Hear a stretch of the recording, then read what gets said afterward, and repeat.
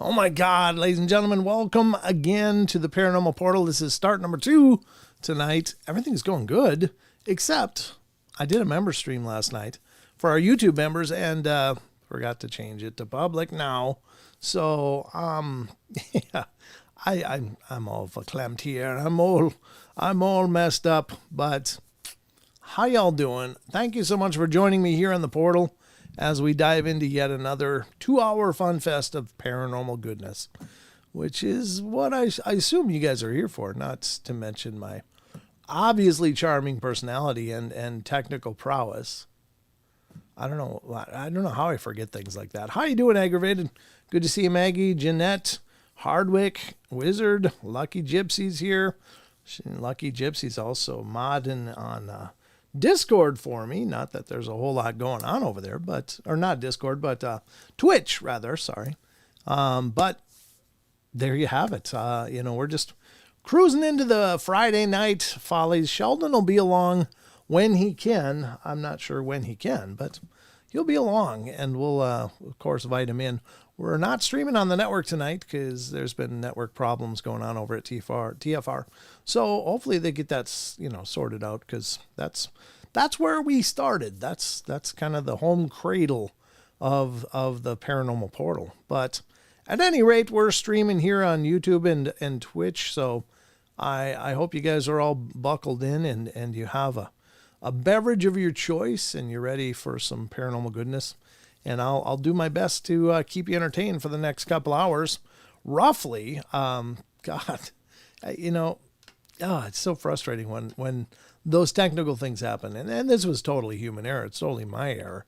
But I just forgot about that. Maybe I'll have to come up with a different way to stream to members, like do it on my secondary channel. I got a fallback channel of the Paranormal Portal, just in case. And it's got the same name on YouTube. You might have stumbled onto it by accident if you've searched for the Paranormal Portal on YouTube. But it's got like 30 subscribers or something on it. So, but maybe I'll stream the member streams from there. I don't know. I'll just do it as a private stream and send a URL out on a members only notification on our normal YouTube channel and see if that works. Because if I for some reason forget, it creates nothing but headaches for me. So at any rate, hope you guys are having a wonderful beginning of your weekend. And God, it just means so much to me that you're spending a portion of it right here in the portal with me. So again, Sheldon will be along as soon as he can be. And until then, we're going to be getting to the news. We're going to get into more of those creature articles. And then we're going to end up with the cryptid corner. So we got a lot to get through. A whole bunch, actually. I got a bunch from Phantoms and Monsters tonight. Lon has just been pumping them out over there. Lon is just a machine. Lon Strickler is just a machine. And he's got so much going on.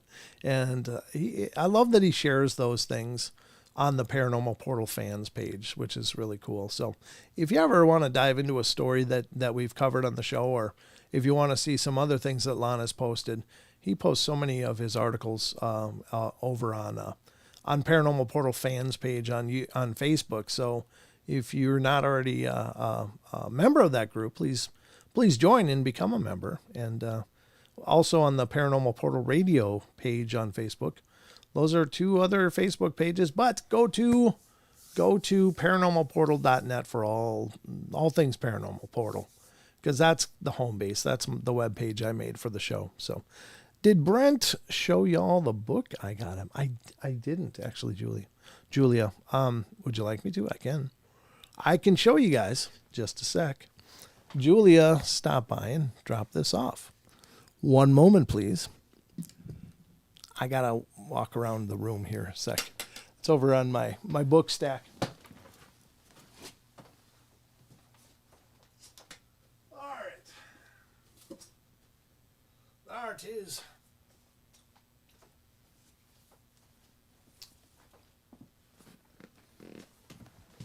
Oh, there we go. All right, let me sit down here. Now I can hear. And this is the book Julia dropped off. Weird Hauntings, ladies and gentlemen, and True Tales of Ghostly Places. What a perfect book to give me. This is like one of the perfect gifts. So thank you so much, Julia. Very cool. Very cool. And there's pictures in here. Just so much. In fact, I'm going to have to get a hold of these authors and have them on. There's two authors, Mark Moran and Mark Skurman, authors of Weird US with dots after the U and the S. So, yeah, it says Joan Austin and Ryan Doan, though. I don't know. Oh, it's compiled by Joan Austin and illustrated by Ryan Doan. So very cool. But at any rate, thank you, Julia. That was very, very cool. Show and tell right here on the portal. So, I guess let's get to the news. I'm about to news you all up. You ready to get all newsed? I love books like that. Yeah, me too, Wizard. I've got a stack of books that I haven't even read yet, collected from different authors like Ronnie LeBlanc of Expedition Bigfoot when I met him in Vernal and got to hanging out with him. I bought one of his books. I've bought other books. Why am I drawing a blank? I'm just such a brick when it comes to names. I don't know why, but they don't stick in my head really well. I'm picturing him. Russell Accord. Thank you. He's got 3 books out, dealing with the Bigfoot subject, and really fantastically written. I've taken a peek at those. They're very good. And Russ is a great guy. I've known Russ for a few years now. What a great gentleman. And the guy is built like coiled steel, honest to God. And if you've never watched Expedition Bigfoot, you'll see, if you watch it, you'll see Russ carrying around this huge pack. And this pack is full of like everything he needs. And, he's a survivalist as well as outdoors and a military veteran. And he's packing all those shows, carrying this pack. And now you'll never guess how much this pack weighs. It weighs roughly 110 pounds. 103, 110, depends on how he packs it out. But he's lugging 110 pounds up those mountains and all through those woods and stuff. That guy is a machine. I don't know. I don't know how he does it. And he also would be a great guy to bring along on moving, because that guy can organize stuff into a smaller space. Like, I don't know how he gets all that he gets into that pack. With me, I'm just like shoving stuff in. But yeah, it's so well organized and it's all readily accessible. He's just an amazing guy. Was Russ and oh yeah. Russ in the Toilet was at a Bigfoot conference. It was in Medellin Falls, actually. It was when I met Bob Gimlin for the first time, and Bob's another amazing guy. But yeah, Russ Accord of Expedition Bigfoot. He made, let me get it up. That didn't sound right. Let me find the file. Just a sec. It's great fun. Great fun. Where the hell would it be? It might be here. No. How in the hell do I do that again? I forgot. Oh yeah, here we are. I think, okay. All right, here it is. This is Russ Accord taking Don's lapel mics and running off. He grabbed one. He said, "Is this thing on?" And Don said, "Yeah, this is on." This is Russ Accord of Expedition Bigfoot.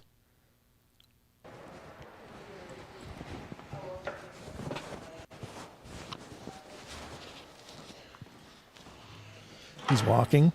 Hey guys, I was just thinking about you.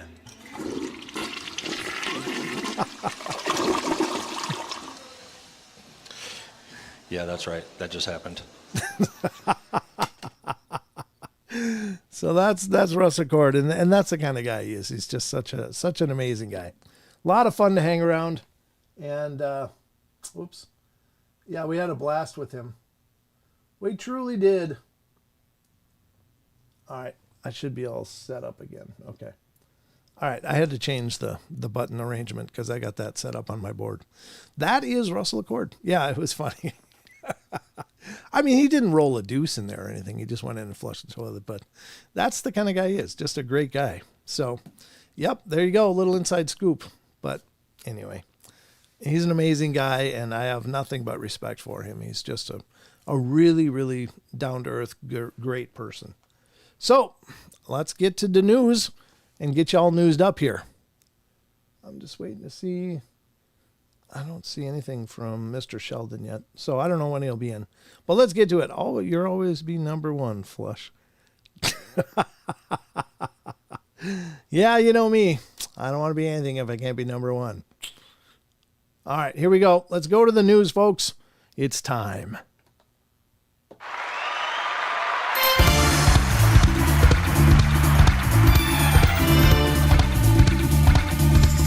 You're getting newsed right now, cons.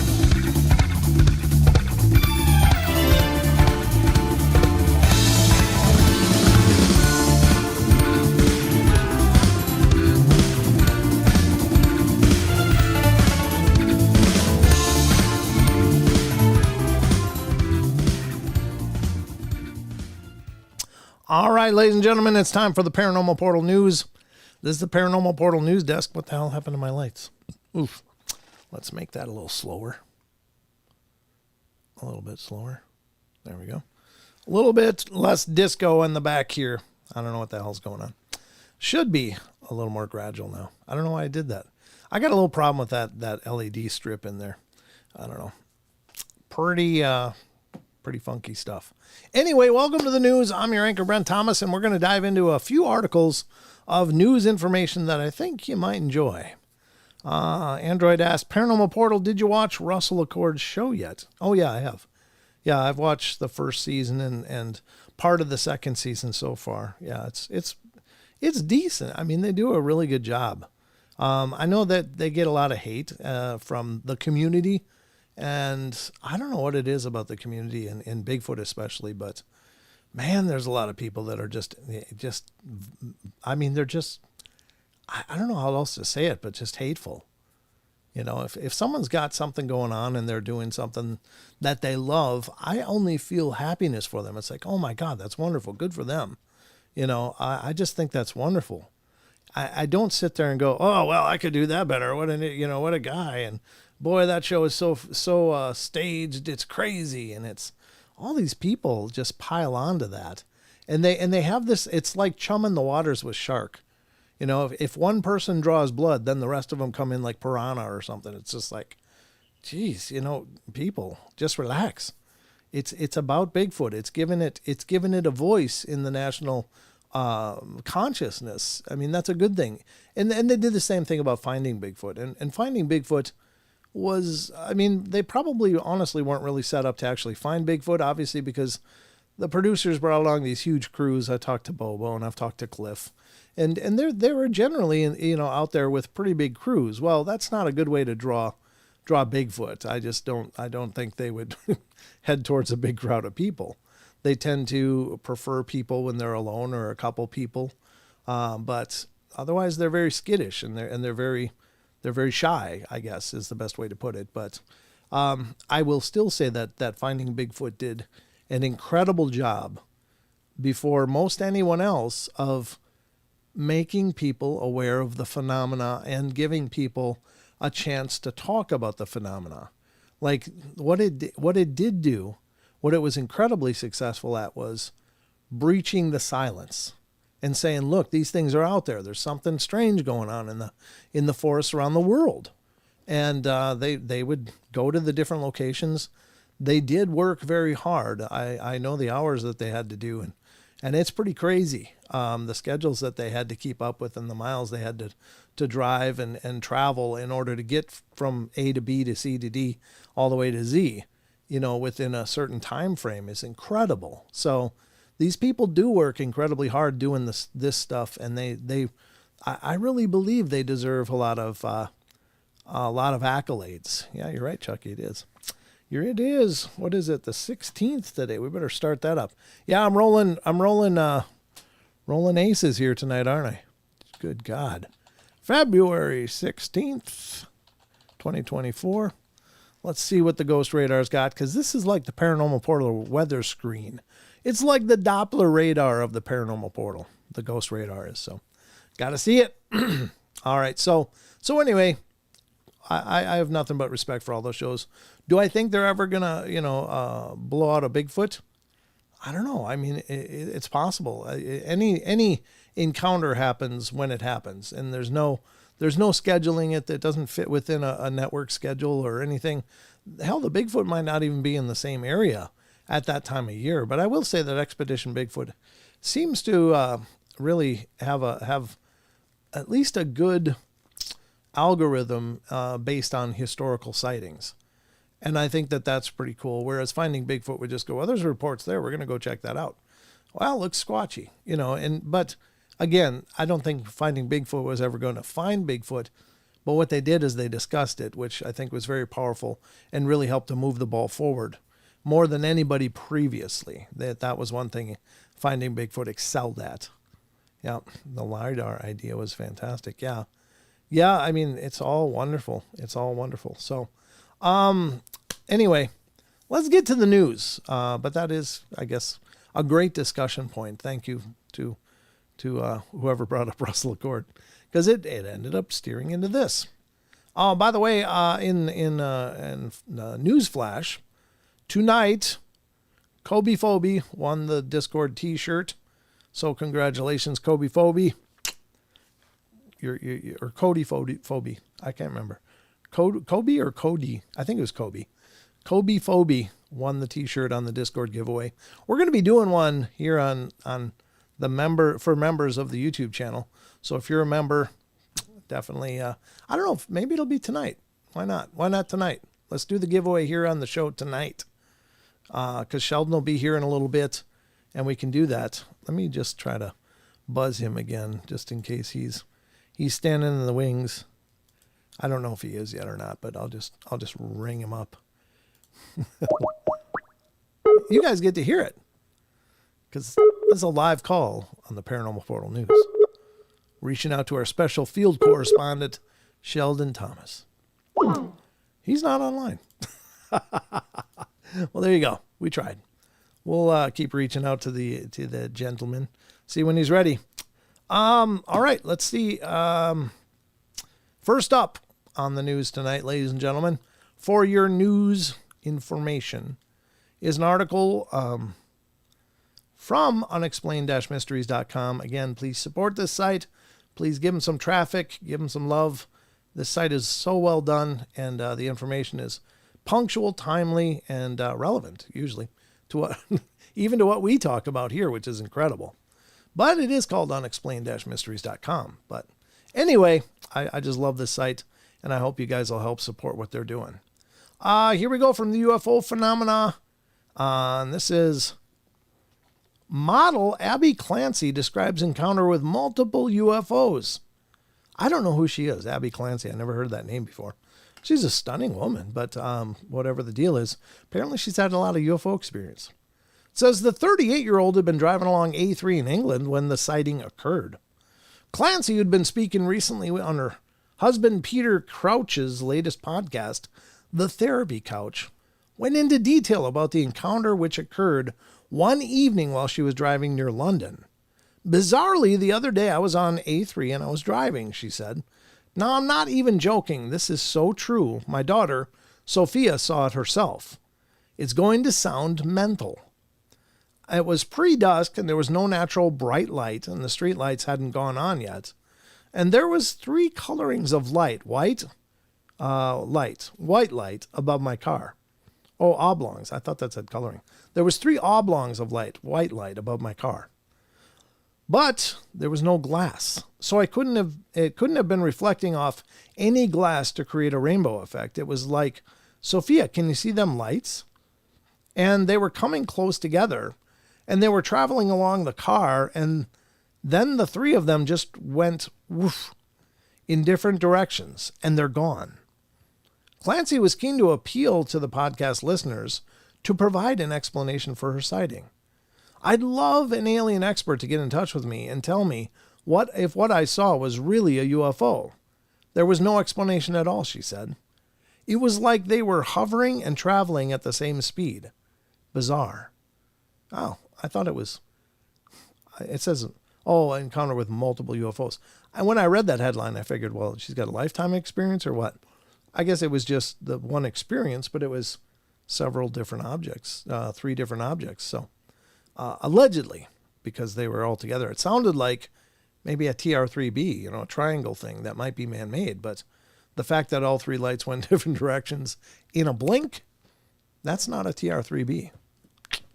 Nope, not at all. So very cool. She's had experiences. Yeah, it's just, I don't know. They seem to be becoming more and more occurrences of UFO sightings. Maybe it's because more and more people have ideas of what they're looking at. Maybe in the sky than ever before. Maybe it's more and more people can talk about it now, much like the Bigfoot topic. People don't feel ostracized if they say, hey, I saw these weird lights. What do you make of this? It's not unusual anymore. But maybe there's actually more of them here now, or they're making themselves more known now.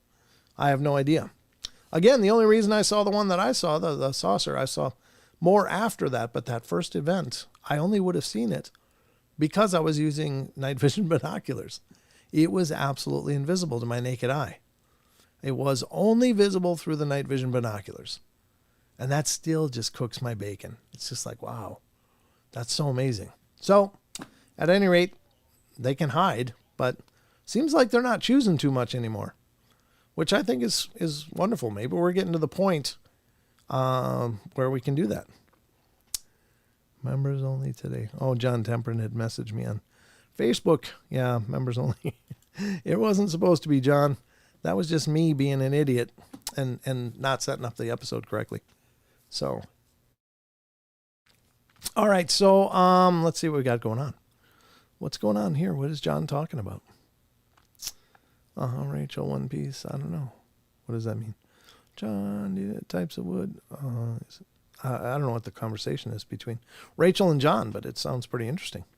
Hello, Portal Faithful. Hey, SoCal. How you doing? Thanks for coming in. Hi, Ramon. Good to see you. Great to see you all of you guys coming in. It's always wonderful to have more company.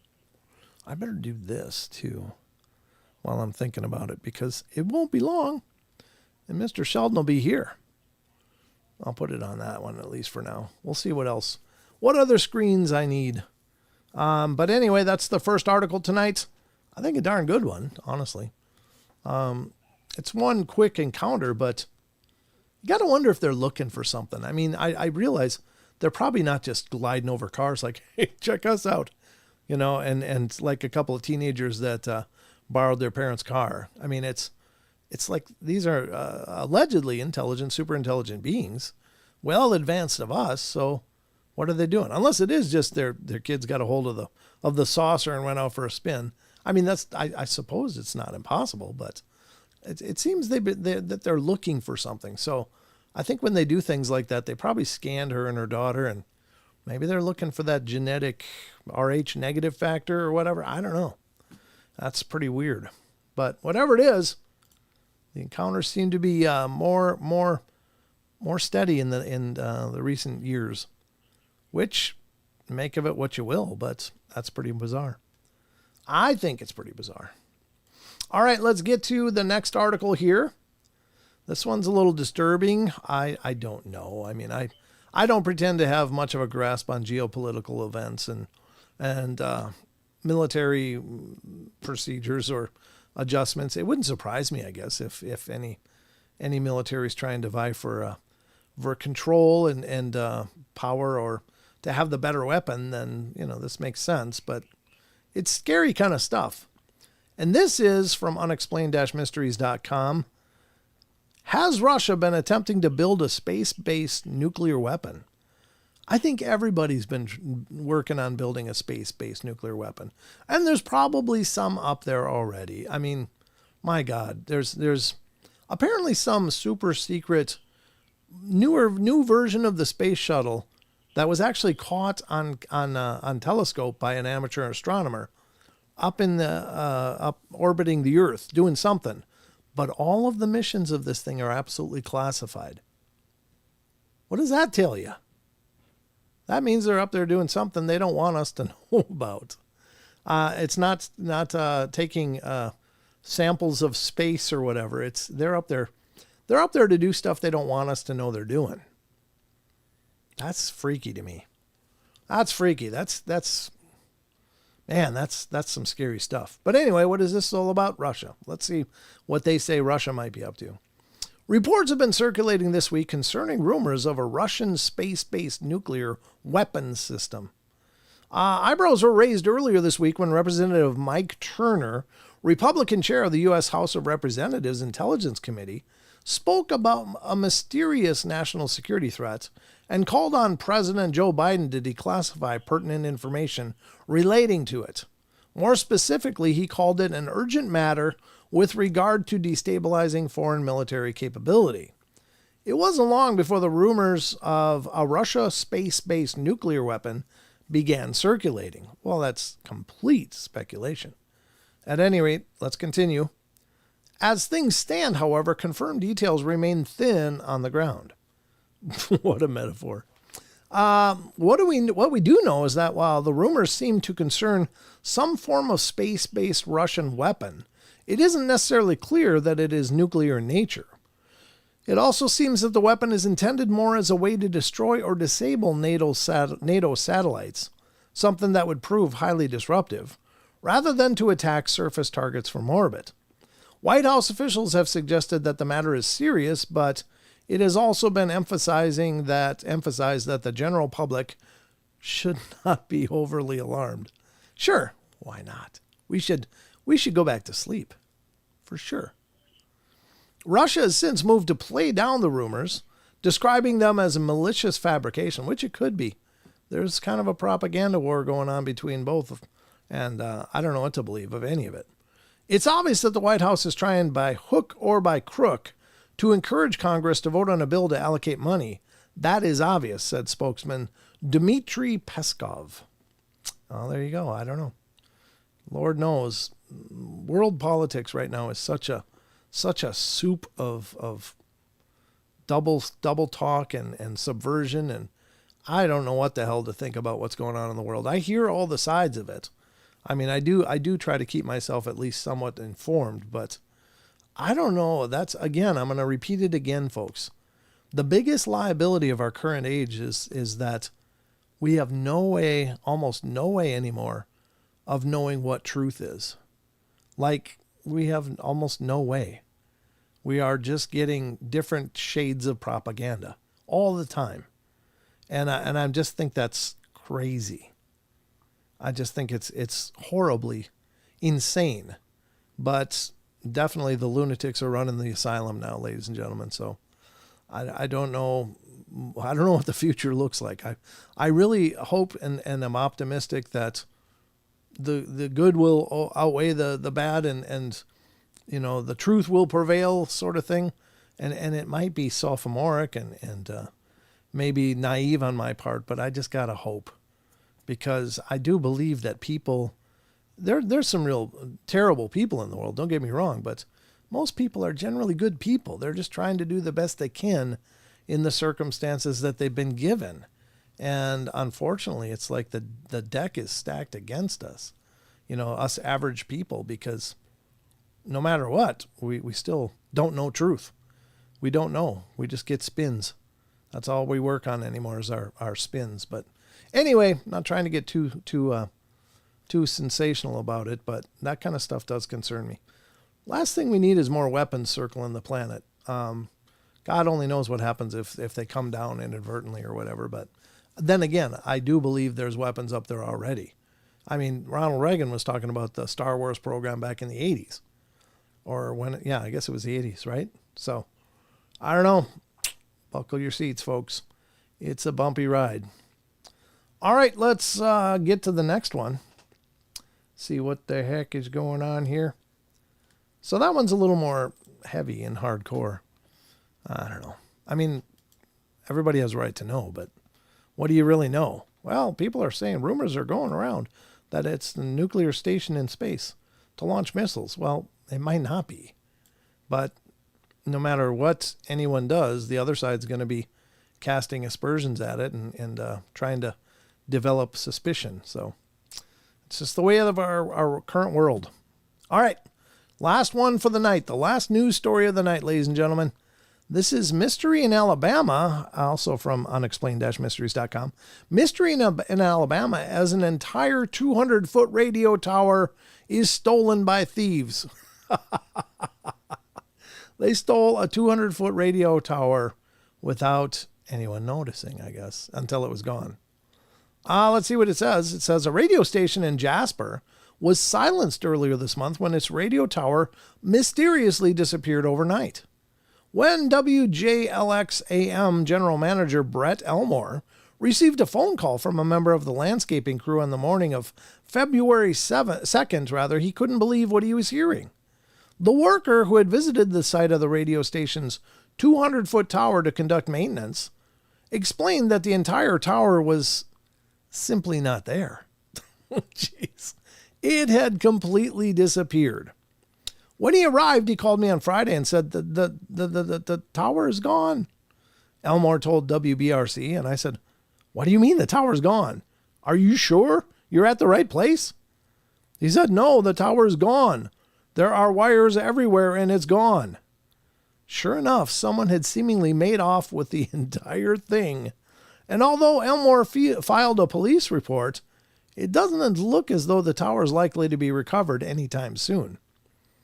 This morning, my bush hog crew went down to the tower site to do an early cleanup of the property before we did some more work down there. A post on the radio station's Facebook page reads, "When he arrived, he called and notified me that not only was my building vandalized, but my 200-foot tower was gone.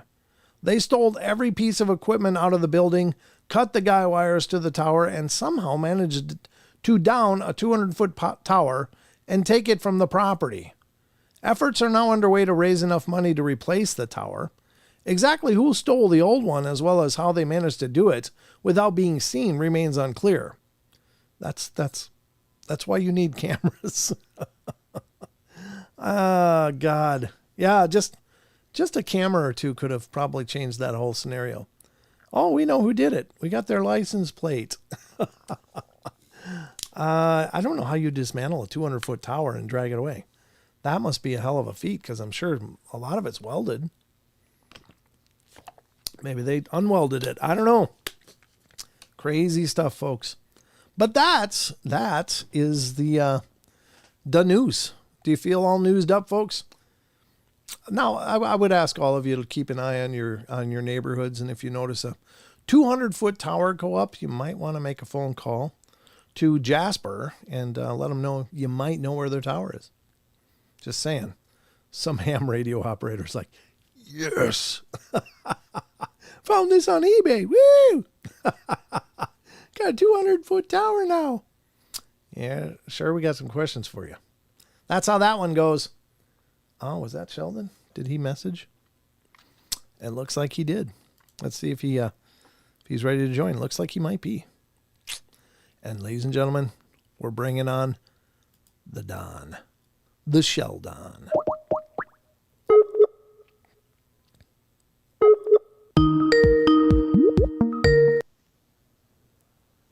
Hi. There we go. There you are. Welcome to the show. How you doing? I'm doing good, feeling welcomed, feeling good in my paradise over here. Yeah, those green, it looks like you got your mowing done, so that's good. That's right. You know, got the service people all finished up, and now I'm ready for the show. Well, great. Good way to spend your Paranormal Portal paycheck. That's right. All right. We're going to close out the news and get on with the rest of the show.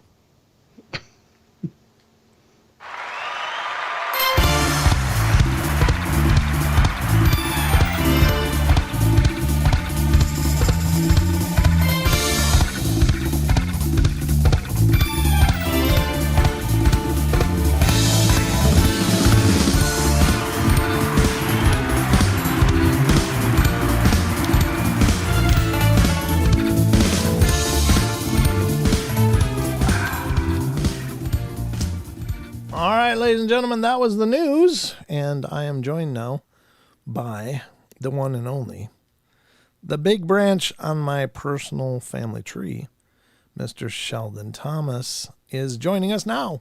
Welcome, buddy. Hi, you're muted. Oh my God, I was muted. Oh no. Okay. Yes, the big branch just keeps getting bigger and better. That's right. Here I am, finally back. All right. I was in the waiting room for a little bit, but here we are. Another good show, another Friday. Hope everyone's excited. Hope everyone's doing well. Really quick, just want to give a big shout out to Unknown, making these amazing intros, these amazing trailers, the Paranormal Portal. Just doing an amazing job. Yeah, he did a nice job on the last one. In fact, I guess we can show that. Yeah, why not? Why not? That's what I'd like to know. Why not? I got to find it quick. Where did I put it? I got so many files and folders. It's crazy. That's crazy. I put it somewhere. Let me see.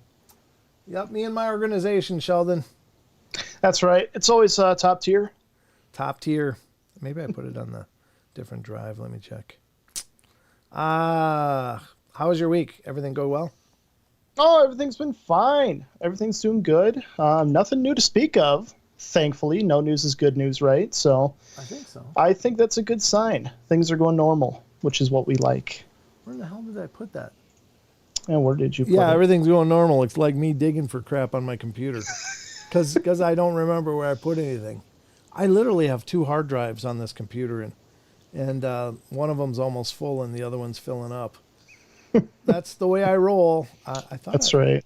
Maybe I did put it on the C, but I named it something else. Let's see if I did. No. Come on. Well, if I can find it, maybe I'll show it on tomorrow's show, actually. But yeah, he did a marvelous job on those. Yep. Very cool, Unknown. Thank you for that. He's always creating and developing and just being a genius of the multimedia. That's right. So I guess we got to get to more stuff. Sheldon, we gave away a T-shirt on Discord. Did you notice that? I did. Yeah. Congratulations. Yeah, that was cool. And we're going to do one tonight for our members towards the end of the show. Do you want to start I'll get it ready. marking the names of the members? And so if you're a member, if you are a member of the channel, definitely make sure to let Sheldon know you're here if you're not really chatting, because he's going to need to see that. I don't have an active chat right now, because I had to relaunch the show twice because I really screwed up the the start. So I left it on private, not private, but for members only from last night, and I forgot to update that. So I had to relaunch it. Yeah, that's how I'm doing tonight, Sheldon. Oh my God, I once this random website remembered all the names I put in here. Wow. Oh, really? Well, I guess this was the same one. Yeah, well, if it's the same people are here, but they got to be here to win. That's right. We'll just make a new one. Start over and keep it fresh. But while Sheldon's working on that, we're going to get to an article we've been burning through here and there. And it's from Thought Catalog. And this article is, people tell haunting stories about non-human creatures they saw with their own eyes. Ooh. Yeah, creepy stuff, don't you know? It really is wild stuff. And this is a Reddit scrape, of course, but I love these articles. This one's by Holly Riordan, and it's 25 people tell haunting stories about inhuman creatures they saw with their own eyes. And it's from 2019, so it's a little dated, but this stuff is evergreen. I mean, these encounters, whether it's from the 1800s to modern day, they're absolutely just as powerful. So I love the paranormal because it never goes out of date. Does it, Sheldon?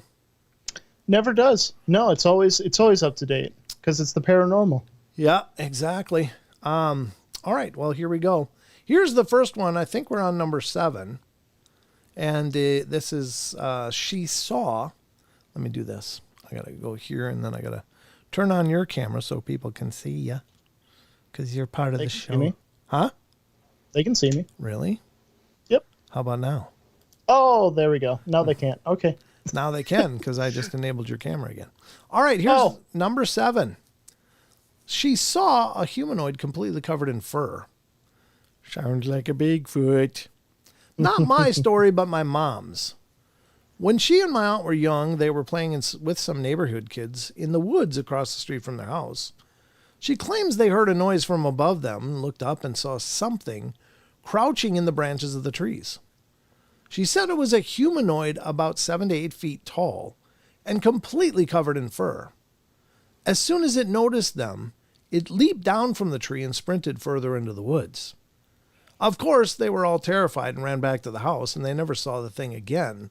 But both my mom and aunt are adamant that it happened. And that was by Atlas Moths. Yeah, that's pretty cool. Doesn't really say where, though, does it? No. So they just saw it in the woods. I guess you just never know where they're going to show up, those big feet. They just show up where they want, Sheldon. They usually do. They usually do. And usually for good reason. What do you think that reason is? You're invading their bubble. Yeah. The Bigfoot are invading, or we're invading theirs? We're invading their bubble. Yeah, I would agree. I think that's, encroachment's always going to be an issue with these creatures because, I don't know, so many people like to build a house in the woods. Well, to do that, you got to usually clear out a bunch of woods. And that might be, really important land to them for thousands of years. And suddenly, there's your house and swing set. It's like, well, I mean, that's the thing humans are really good at is just spreading and growing, spreading and growing, spreading and growing. I mean, soon there's, I don't know about soon, but at some point there's not going to be very much area that they can inhabit. Yeah, that's curious. And I don't know how that'll all play out, but I don't know. I guess time will tell. That's the sad part. Yeah. I think, I can't blame people for wanting to live in the woods, though. It's beautiful living in rural areas. And it's peaceful. It's peaceful, So anyway, the next one, number 8, I had a terrifying experience with extraterrestrials. Ooh, Sheldon, extraterrestrials. Oh, that's the way. This is the way. In October 2016, I experienced what I believe to be an extraterrestrial inside of my house, followed soon by 3 extraterrestrials in my house. So rather than just 1, it went to 3. It was a normal Friday evening at first. My dad, I was in college living with him at the time, had gone to sleep at about 10 p.m. I stayed up until about 11:30, and at 11:30 I turned off my TV and went to lay on my bed where I promptly pulled out my phone and began to browse Reddit. This lasted for about 45 minutes before I finally decided to just go to sleep. I realized that my throat felt a little dry, so I got up to get some water from the fridge. My room used to be a second living room off the kitchen, so there's no door in the frame, only a thick curtain. Well, as I approached the curtain, everything was normal. It was just a normal night. The only thing that seemed a little off was how quiet it was. There was no crickets, cicadas chirping outside, which there always were. I live in a secluded country ranch house, which was unusual. It's not unusual to live in ranch houses. I could still hear my dad's white noisemaker in his bedroom, though. He uses it to help him sleep. It felt like normal late nights. I pulled the curtain aside to step out into the kitchen and experienced the single most terrifying thing in my life. Behind the curtain was what I believed to be an extraterrestrial/alien. It was facing the hallway to my dad's room, and it was in a crouched position. We had a nightlight plugged in right above the kitchen countertop, so I assume it was trying to avoid that light. Its skin color was sort of a dark gray gunmetal color. And as I pulled the curtain all the way back, the alien turned his head sharply to look at me. I gasped and was immediately overcome by an immense sense of dread and terror. I was quite literally paralyzed by fear. I just stood there with my hand on the curtain, mouth agape, and it stared at me for a couple of seconds, and then everything went black. I regained consciousness an hour later and was lying on top of my bed, the cover still made. My heart was pounding and it felt like it was beating 1,000,000 times a minute. I saw something on my left, which was the darkest portion of my room, and had a door leading to the carport. I turned my head and stared at them. Standing over my bed, there were 3 gray figures. They were tall, their heads nearly touching the 7-foot ceilings in my room. I turned my head, stared at them, and began to experience the same sense of terror as before. It was the exact same sense of dread and paralysis. I was unable to move, unable to speak, unable to do anything except look. This time they looked at me for much longer than a couple seconds, and it felt like it lasted a full minute or more. At the end of that minute, the being in the middle leaned a little bit and moved its hand toward my foot. It tapped its finger on my foot 3 times, slowly. Each time it tapped, a strange sensation pulsed through my body. It was just a weird energy that I can't really describe. After the 3rd pulse subsided, the being stood straight again, and then everything went black again. I regained consciousness yet again a minute or 2 later, still on top of my bed, cover still made, and immediately began to cry. I don't mean just a tear or two. I mean that I was quite literally just bawling my eyes out for the next few minutes. Eventually, all that emotion subsided, and I grabbed my phone from beside the bed table. It was 1:33 a.m. I didn't end up going to sleep at all that night. I just sort of sat there on my bed trying to explain to myself what just happened. In the years since this happened, I've yet to come up with an explanation that doesn't involve aliens, demons, ghosts, or some sort of paranormal phenomena. I thought of sleep paralysis at first, but I never went to sleep before I saw the first one. I was wide awake still when I went to get a drink of water. I wasn't dreaming because I hadn't yet gone to sleep. When the 3 came right after I thought that it could be sleep paralysis, since I woke up on my bed and was unable to move or even scream when they looked at me. But how did I get in bed when the last thing I remember was looking at the first one in my kitchen? I know you hallucinate when experiencing sleep paralysis, but how did I see 3 distinct beings that essentially remained motionless? What the hell was that sensation whenever it tapped my foot? If it was sleep paralysis, I've never had it before and I haven't had it since. If it was some sort of spontaneous mental breakdown, I've never had one before and haven't had one since. If it was just some bad nightmare, when did I go from browsing Reddit to getting a drink of water and then having a nightmare? Every time I think about it, I get an uneasy feeling just thinking about the dread I felt that night, and it makes me feel squirmy and nervous. That night felt like death, but I don't know if whatever was in my house or whatever I imagined was malevolent. I don't know if they hurt me or did anything to me or my dad. I don't know if I was crazy, sleep deprived, or actually encountered aliens in my house. I've seen and felt some strange things before and after, including lost time, seeing what I believe to be UFOs, animals on the ranch we live on being mutilated. Ugh. The last thing was a little freaky. I was texting my brother about Fallout 4 in the middle of the morning. And I was in the middle of a response laying on my bed in my room when all of a sudden I was sitting on a couch in the first living room opposite the kitchen to my bedroom. 7 whole hours had passed and I didn't remember any of it. There were 2 texts from my brother about an hour apart. The first of which was him asking if I got his text, and the second was just a couple of question marks. I was confused and didn't really know what to do. The UFO thing is self-explanatory. I've seen lights fly over my house in the night. There's an airport about an hour away, and I see planes on occasion, but these lights are always either too fast to be a plane, too slow to be a plane, too quiet to be a low-flying helicopter.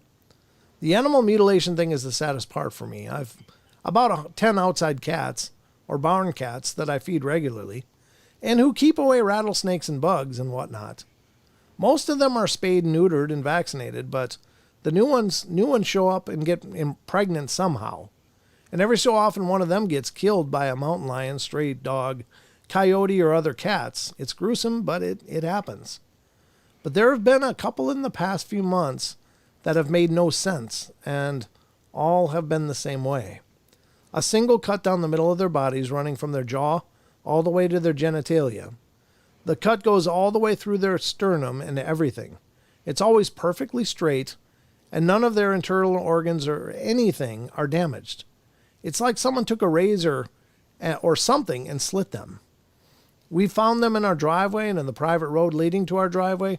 There's never any blood, and the cat is just dead on the ground, already in rigor mortis. It makes no sense, and it makes me sad because I've raised most of those cats from kittenhood. Oh my God. And this is by Distrite 2 or 7? Distrite 7, I guess. That's creepy, huh?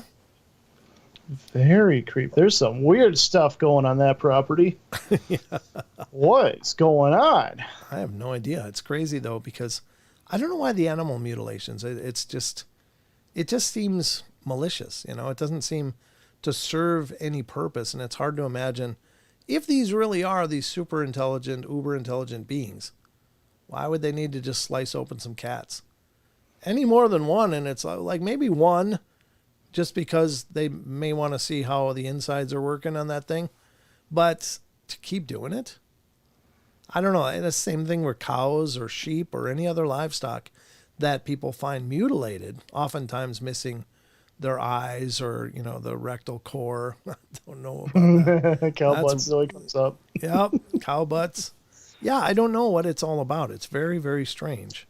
Yeah, that's odd. Yeah, it is very, very odd. I don't even know what to make of that. I don't know. Nor do I. I don't know either. God, I've missed a bunch of the chat. My chat quit scrolling, so I'm going down. If anybody said anything, I'm sorry. I didn't see it. I'm sure Sheldon's watching the chat too, right? Mm-hmm. Yes. Yep. Remember, if you're a member, definitely let Sheldon know, because we're going to be doing a T-shirt giveaway to a YouTube member tonight. Are we counting mods or mod members or not? Counting members. All right, good. We had 3 names before. Oh, 3? We only had 3 before, so now we're getting more. Good. You know what's just hey, they supposedly make the end organ into a blended smoothies and rub it on their skin to absorb the nutrients because they have no digestion. That's a hell of a theory. That's something.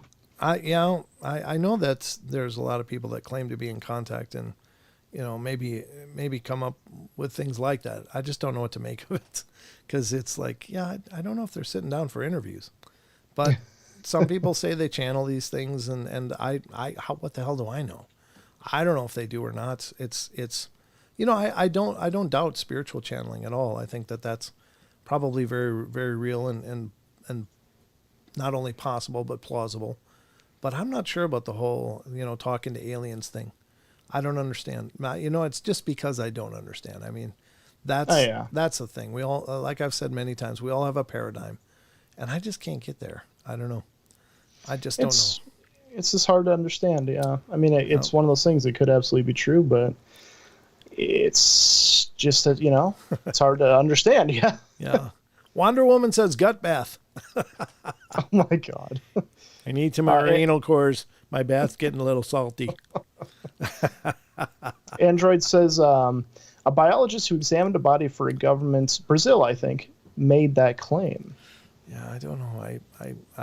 I've heard another alleged autopsy person claiming that they don't have blood, they have something more like chlorophyll, and those are all fantastic claims. And with fantastic claims, in order to really substantiate it, it does require fantastic evidence. Yeah. And I think to take things, and I'm not criticizing anybody. Believe me, I'm as guilty of this as anybody. But I have to remind myself that, what proof are they really showing that this is the case, or am I just taking them for their word? And unfortunately, it's hard to know.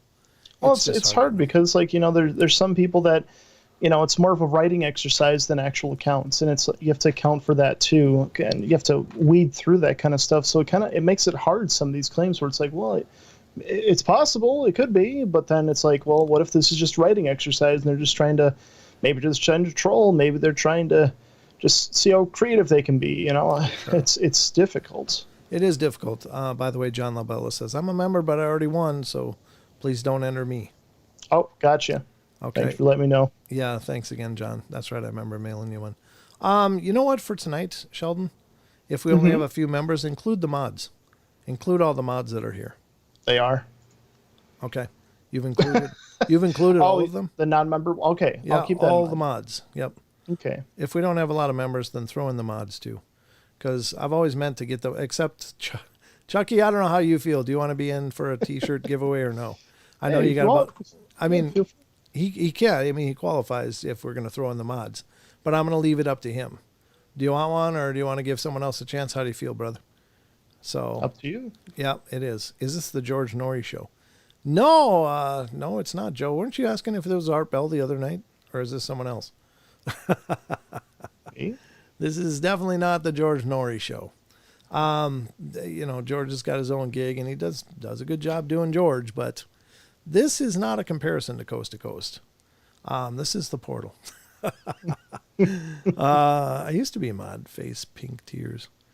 Why did you unmod, or what happened, Wander? You were a mod. What isn't Wonder Woman a mod? Wonder Woman was a mod. What happened? I don't know. I have no idea. I didn't unmod Wonder Woman. Oh, I guess remod her. Yeah, I can't right now because my chat is down. Okay. Because I had to reload the page, but I don't know what happened there, Wonder Woman. That's weird. That's very strange. Sheldon Thomas, I have a t-shirt. Please leave me out. Okay, thank you, Maggie. Done and done. Done and done. Okay, no wrenches. Sorry, Wonder Woman. No idea what happened. Is there a limit? Is there maybe a limit to the mods? Not that I'm aware of. I've seen some channels that have mostly mods and very few people. It's all mods. It's like a big wrench collection. I don't know why they hand out mods like that, but Call that the toolbox. That is strange. Yeah, you're right, Android. I don't know why that is. Very weird. Well, just throw Wonder Woman in the mix as well. Then we'll include you. I'll remod you. I don't know what happened. Sometimes the only thing I can say, and I don't remember doing it, but if someone's not here for a long time, it doesn't really serve for them to be a mod. And so there are occasions where I'll take away the wrench just because, if people aren't here to mod it, it's not a punitive thing. It's just like, well, they're not really showing up, and I don't know if, I don't know whether I did that with you or not. So if I did, I apologize. I'm glad to have you back if you were gone, but you can certainly be a mod again. You've been with us forever. Yeah, I'm throwing Wonder Woman in there. Don't worry. You're still getting thrown in because you should be a mod anyway. Yeah, I don't remember doing that, but that I have done that on occasion. But I usually wait a pretty considerable while. I don't do it just like, well, 3 weeks gone by, they haven't been here. Screw them. I'm not like that. Screw them. Yeah. I mean, life happens. We all have things going on, and sometimes there's other things you want to watch. And I get that. So, but we'll throw you in the mix. Joe, who's Raleigh James? What is all this? Joe, what are you saying, brother? You're bringing up all these weird names. I don't even know. Was this the Johnny Carson show? He said. Oh, yeah. No, this is more like South Park on the paranormal, actually. Yes. No. We would have to be a lot darker for that. Yeah, that's true. Have to be a lot more crude and gross. Yeah. With a lot more cuss words. But anyway, let's get to the next one. I got to see what time it is here. Oh, it's 8:06. I'm probably going to do one more here, and then we're going to, I need to take a little bio break. So, and then we'll get back and we'll dive into the cryptid corner. And then at some point during the cryptid corner, we'll give away a t-shirt. Oh, Wonder Woman said I had 2 heart attacks, so I'm gone. Oh my God, Wonder Woman, I'm glad you're okay. Well, Glad welcome back. see you're back. Wow. Love you. Sorry. I had no idea. And granted, it's not like you got to report in. So if I did pull your wrench, it's nothing personal ever. Mm-hmm. It's never a punitive thing. It's just like, oh, well, they're not here. Let's, just take that and put it somewhere else. I don't have a bunch of mods, so, I maybe I need more. I don't know. So anyway, just glad you're still with us. God bless you, and hope you're healed up all really good. That's definitely some scary stuff. Mm-hmm. But you're always home here. Never throw a wrench at anyone. Yeah, it's like running with scissors. You're right. You're right, Barbara. Yeah, absolutely. So anyway, let's go to this one. Friends have seen shadow people inside of our home. I'm going to write this on behalf of my mom, who passed away a year ago and saw and heard many things that the average person wouldn't believe. To start, I live on a farm in a house that was built in the early 1900s. And to date, 4 people have passed away in the house or near the house. Great-great-great-grandma died in a rocking chair. My great-great-great-grandpa was riding in a wagon down our driveway when his team of horses got spooked, and he flew off and broke his neck. A hired man's wife fell down our stairs while she was pregnant and hemorrhaged and died, and my aunts died in my old bedroom at age 2. Over the years, my mom and brother have experienced many different spooky things on our property. In the early 1980s, they both heard footsteps walking up and down our upstairs hallway in the middle of the night. My brother was alone once, and he was outside doing farm chores in the dark. He's maybe 500 feet away from our house, and he had the urge to look over, and every single light in the house was on. My mom has heard people whispering her name. She's heard creaking noises in the house and sounds as if something had fallen, big crashes, etc. My father's been oblivious to everything and has never heard any of it. In 2004, my mom went outside to fill our wood stove at about 10 p.m., and on her way back to the house, she got the feeling that she was being watched. She turned to look to her right and saw this very skinny, gray being standing below our house, staring over its shoulder at her. She got this intense feeling that it wanted her to see it. After a few seconds, it bolted away. Wow, that's strange. My room door is closed in the studio here, and I just felt a cold gust go by me. Ooh. Yeah, true story. My arm got cold. In fact, it's cold to touch. Yeah. That happened. That's why we use the ghost radar, but clearly nothing's showing up, so I don't know. Maybe it's in the wrong frequency. I don't know. Anyway, she saw this gray being. She got the intense feeling it wanted her to see it, and after a few seconds, it bolted away from the house. She was so freaked out that she sprinted into our house, locked the doors, and collapsed on the floor in hysterics. For years, she'd never tell anyone the story. This was a particularly interesting experience as in the late 1960s, our neighbor just over the hill had gray aliens walk into his barn and actually talk to him. Oh, wow, that'd be incredible. It was investigated by some big shot UFO investigators out of Chicago, too. I personally had never heard or seen anything in our house until recently. Over the years, friends had come over and saw shadow people in our house or hear the pitter-patter of small dog feet on the floor upstairs and said, as I said earlier, my mom passed away a year ago, and we have her urn sitting on a table downstairs just below my bedroom. For about 3 months, every night, sorry. Grandfather. Oh, there you are. Grandfather. You're my grandfather? Oh, okay. Gotcha. Well, Whoa. thanks for stopping in. Thank A you. lot of activity with that one. Huh? That was a long section of activity on the radar. Yeah, it was. But I guess I'm learning who is here. Grandfather. I don't know if you're my grandfather or just a grandfather, but thanks for stopping in. Where was I? Just below my bedroom for about 3 months every night. I was in the home alone. My dad's a trucker, so he's gone for a week at a time with a 5-day break in between. I'd hear this pounding noise every 30 seconds coming from somewhere in the walls as I tried to fall asleep. I've heard crashing noises and my dog has perked his ears up because of them. A lot of people are too freaked out to stay overnight in my house without my dad being there. And I'm starting to get that way too. That's by K.M. Purvey. That's just not the best name. Oh my God. K.M. Purvey, ladies and gentlemen. Interesting story. There certainly are locations that are possibly portals or magnets, much like the entire Uinta Basin in Utah, which is home to the Skinwalker Ranch. But I think there's many other areas across the country very much like that. I don't think that what's going on there is just unique to Utah, but there is something weird going on there, or maybe just more of it there. I'm not sure. All right, so as I said, we're going to take a break. Again, if you're a member of the channel and you haven't let Sheldon know, let him know so he can add you to in the chat that he can add you to the drawing tonight. A Wheel of Fortune. He's got a Wheel of Fortune, and he's gonna roll and see who wins. So until then, we'll be right back. I don't know. What do you guys want to see for the break? Could do the good old break theme that it's been a bit, hasn't it? Well, yeah, I don't do breaks much anymore, but every once in a while, just when you gotta go, and I gotta go. So Wizard Moon says, leave me out. Yeah, Wizard won already. Oh, yeah. I got you out, Wizard. Don't worry. We'll do Bigfoot this time because we're going to be heading into the cryptid corner. So there we go. We'll do Bigfoot. I'll be right back, ladies and gentlemen. Don't go away. Just a couple minutes. Not too long. I promise. It's just time.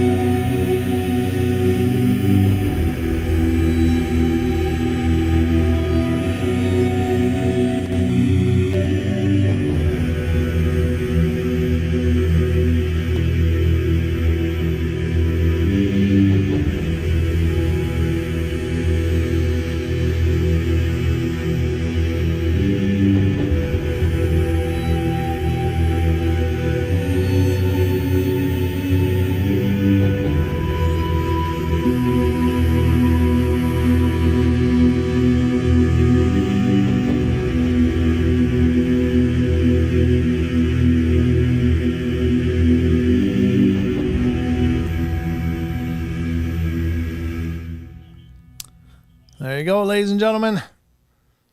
We are back here on the Paranormal. Thank you, Paranormal Portal. But thank you for the kind words about the music. That is a song I wrote a couple years back. I was planning on doing like a Bigfoot style documentary, because I was thinking, well, go out in the woods around here and look around and see what I can find. And I found some pretty interesting things, even during a live stream once with Julia, of all people. Julia and I used to go out and pop around at weird spots in the area. And we found a blind that's I literally fell into. I didn't even know it was there. We knew something was there because the squirrel was just kept chattering on this blind, like this area on this stick, and it just kept chattering and chattering. It was like a little black squirrel, little spunky thing. I was like, what the hell is it? What's going on? Why is it doing that? I mean, we heard it from a ways away and come up, and it was just running back and forth on this tipped over tree, and it was just chattering. And I went to get a closer look. We noticed that it looked like there was like an entrance or something, and then I fell over, and inside it was this basically like a dome of grass, much like you hear about the Ohio grass man. And I fell into it. Glad nobody was home, because I did it on stream. It's out there somewhere in the live streams, but it was Julie and I really believe that it was some kind of natural blind that was set up by a natural being. So you can color in the question marks yourself. But to me, I was like, I think this might be a Bigfoot blind. There'd been apparently some people had seen Bigfoot in that area. So that's why we were up there. But very cool. Yeah, squirrels are forest alarms for sure. So that song is actually called Tribes. I wrote it to be the intro song for the documentary, and then I never ended up making the documentary, so I took some of the facts that I'd compiled for it and made that break. And so that's what you just watched. Now, Cruzieth said, some other presence was popping off here, but I don't know if it was a dot or not. The song is available along with a couple other songs over on brentthomas.bandcamp.com. It's in the description below, so if you want to check it out. You see the call-in number? Don't call it. The phone lines are not working, and I'm not sure what's up with that. But quick question. Does anyone here dream about UFOs? Not me, Misfire. I don't. Not me either. I don't usually remember my dreams, though, so you can't really count my dreams as accurate. Yeah. And is Kat Doherty a member? I can't tell from this chat screen that I have. Kat Doherty is not. Okay, Kat, if you want to be a member, or if you want to be included in the drawing, we're just doing it for channel members and tonight channel mods. How many entries do we have right now, Sheldon? Let's see. So we have 9. 9. I'll tell you what. I think I can do this now. I don't know if I can, because my YouTube is all screwed up. I usually give away a membership, but I can't do that tonight. I don't think. Let me see. Super sticker, super chat. Show your support. Close. No, I can't. My chat for YouTube is not working, and I don't know what to do about that, but it's not working. Uh-oh. Unless, I wonder if I opened it in another window here. Let me try that. Instead of the YouTube backend, I wonder if I can open it just from going right to the site.com/paranormal portal and just see if I can get my own stream up here. And then I could see, and yeah, there it is live. Let's roll the dice. Not what for? And yeah, there I am. There it is. It's all right. It's already done. What is? Let's see who gets it. Oh, did you donate? I donated. We got 5 more members to add to the list. Okay. Are you seeing the names pop up? Who got it? Yep. Lucky Gypsy, Grumpy Owl, Lady J, Homestead, Wendy. I'm not going to butcher that name. But Wendy, Weapon X5. Yep, that's all of them. Let's see. Membership gifting. Your members only perps. Let me do this too. You have 10 free memberships to gift this month. Oh. How many people are here? How many people are watching right now?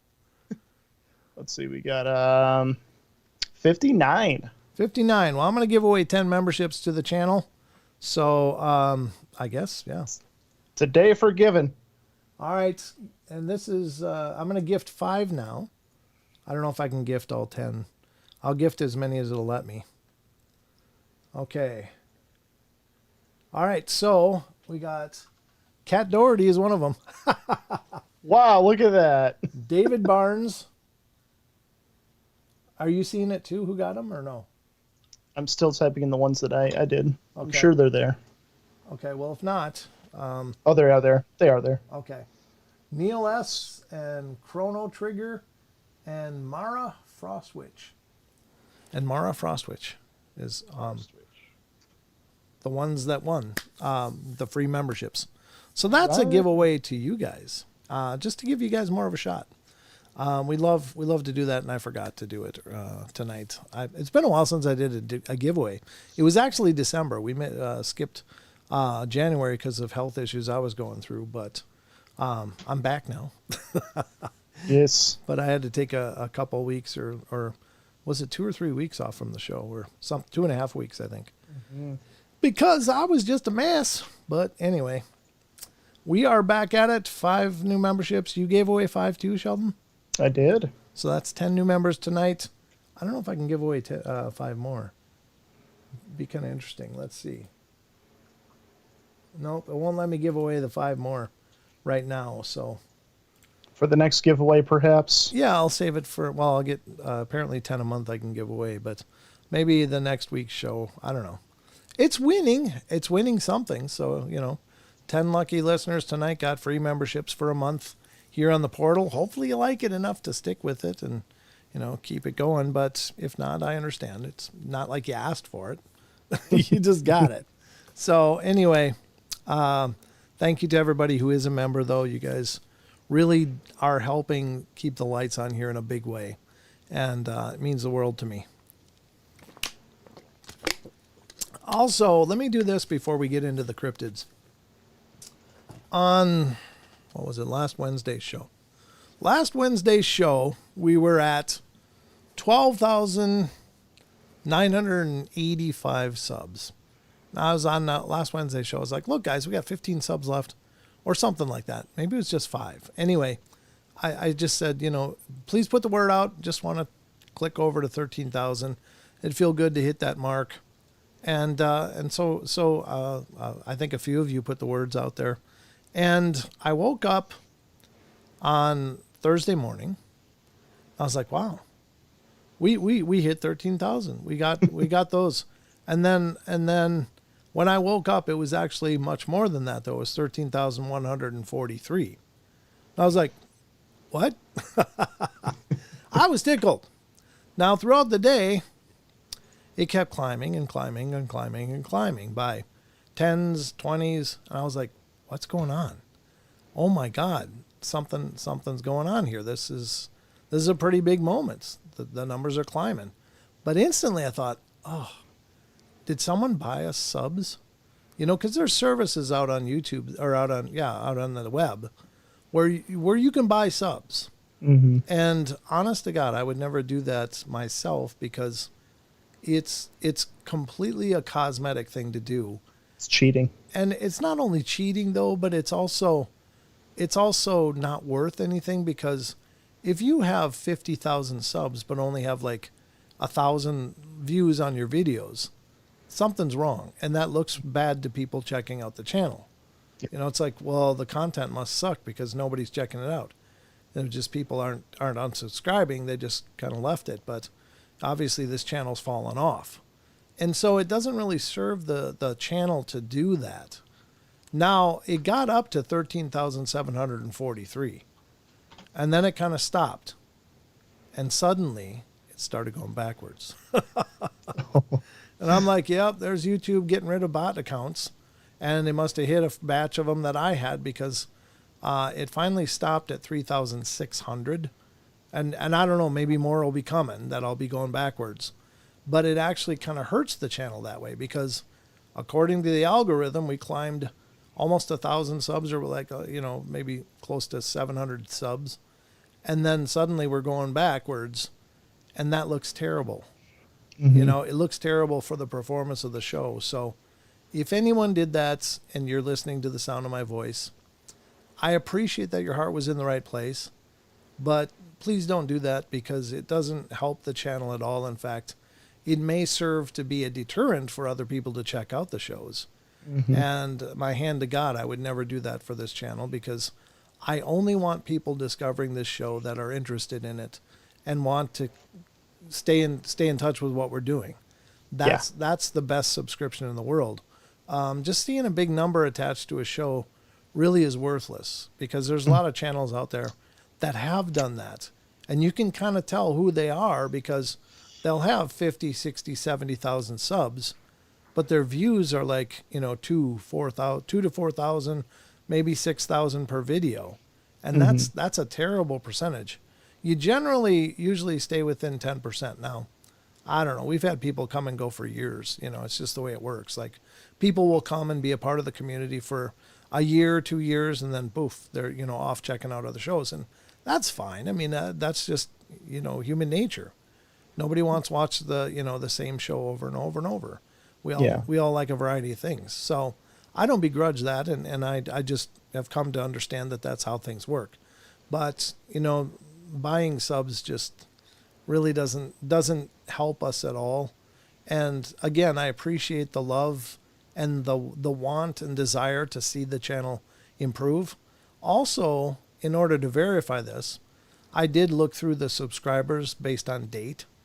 And there's so many new subscribers that have like 1 subscriber to their channel, 0 subscribers to their channel. Now, I know not everybody has content. They just got a YouTube page. But like that many altogether, there was just, hundreds of them and then I just quit going through the pages. It was just like, yeah, I'm pretty sure somebody bought us some subscriptions. And because the other thing I noticed was that the views didn't go up at all. With all these, 743 new subscribers, there was no improvement on views or people checking out the format. So it's like, yeah, this is not good. So I appreciate your love and support and desire to see the channel grow and succeed, but don't do it that way, please. Just literally grassroots, put the word out there, and hopefully people will check it out. But there it is. I've said it publicly, but it's not me. And I want to make that very clear. I would never do that for the channel, because it doesn't help. So anyway, it's just not worth it. It's not worth it at all. Nope. All right, so we are at almost 8:30. It is 8:30. Sheldon, do you got everybody signed up? Everyone's in. Everyone's locked in. Last warning, everybody, if you want to be included and you're a channel member, please tell Sheldon now if you haven't already, and he can add you to the wheel. Yeah, I'm going to give you about a minute to do it. So, because I know there's a delay and we have to take that into account. But if you're a channel member, hi Deb, good to see you. If you're a channel member, just let us know, and you'll be added to the free t-shirt drawing. Now, if you win, if you are the winner, Vincent Sanchez says add. Is he a member? No. Oh, sorry, Vincent. You actually got to be a member. I do apologize, but it's just a member giveaway. But if you win, get a hold of me via email at paranormalportalradio@gmail.com. Paranormalportalradio@gmail.com. Give me your mailing address and your shirt size, and we'll send it off as soon as I can. We just gave away a shirt on Discord earlier tonight, and this will be our members and mods. Member and mods. How do I become a member? You click on the little $ thing below where you're typing for chat, and it allows you to become a member. Mm-hmm. So, yeah, I mean, that'll be great. Are you going to join? We'll wait for you if you are, because I want you to have a shake at this. Otherwise, we do this every month. So just know that if you are a member, we'll continue to do this every month, because I just want to have a way to say thank you guys for helping to support the show. Yeah. That means a bunch. And, I probably got to figure out a way to thank our donators, the people that send super chats and stuff, but it's just hard. I'm only one guy, and I'm not made of money, unfortunately. I'm just getting by like all of you. So I don't have a lot of money to throw at this, but I'm willing to, give back and to show you guys as much as I can that it means the world that you're helping to support the show. So All right. I support you in spirit. Thank you, Eric. That's all I can ask, brother. That's right. That's enough. SoCal said he won a shirt already. Perfect. So is Vincent, are you joining or no? What are you doing? I just want to give you a chance if you're trying to get in. I'll just have to wait and see what happens with Vince. Give it one more minute. One more minute. We'll give you another minute, brother. Hopefully it's the sign up is smooth if that's what you're doing. Otherwise, just tell us now. Just go ahead and we'll just spin it. I mean, there's no pressure. It's just a way to thank the members and to, show them that their support really, really matters. All of your support matters. Don't get me wrong. Oh, shoot. I almost forgot about Twitch chat. Gotta remember Lucky Gypsy. Lucky That's Gypsy. Right. Okay. I Yep. forgot. The option Oh my isn't God. there. Thankfully, I looked over there. Vincent, how are you watching the show on phone or on an iPad or a tablet or on a computer? Ooh, well played, Android. Thank you so much. Thank you very much. Oh, there we go. Good job, Android. Thank you. Yep. Okay. He's looking at it on an iPad. I don't know. It should be the same. There should be a little square rectangle underneath where you're typing for chat. And in there is a $sign. And if you click that, you can sign up to be a member. Or is there another way? Does it just say join? Does it say join underneath the video? Like you can join and become a member?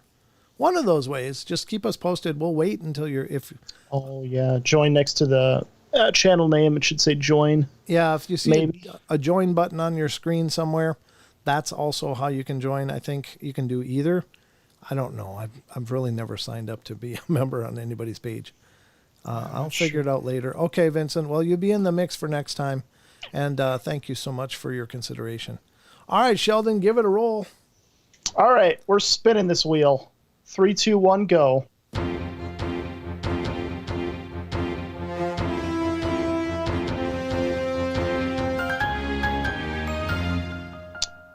It is Wonder Woman. Wonder Woman! It actually is. Wow.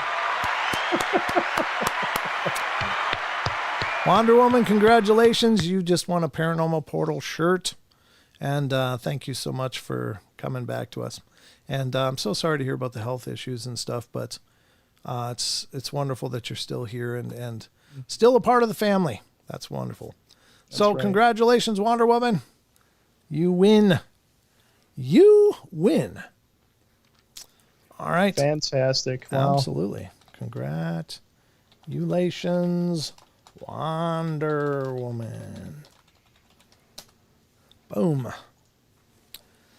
All right. Well, there you go. Let's get to some cryptids. What do you say? I am ready. You are ready, aren't you? I can tell you are ready. You are so ready.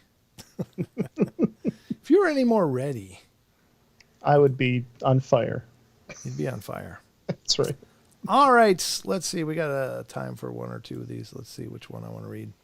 I guess we can read this one. This one's kind of sounds like it has a Hispanic flair to it, but it's from phantomsandmonsters.com. This is Lon Strickler's site. Wonderful site.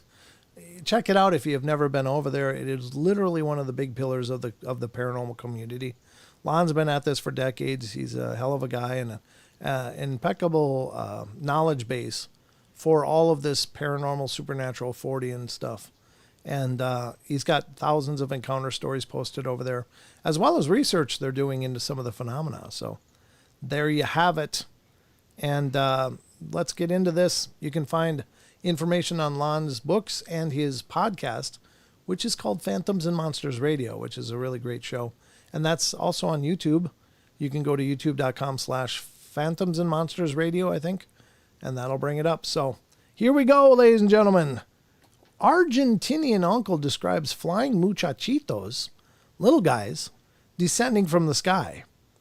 So this is an odd story. I've not heard anything like this before, but are they alien? Are they some kind of cryptid? Are they some kind of fae? I don't know. Or are they some kind of proto-pygmy? Time will tell, but let's read the story. An uncle talks about his sighting of the muchachitos in a neighbor's yard when he was a boy. These flying humanoids descended from the sky after being summoned by the woman next door. Yeah. Oh, that's a whole different flavor of flying people.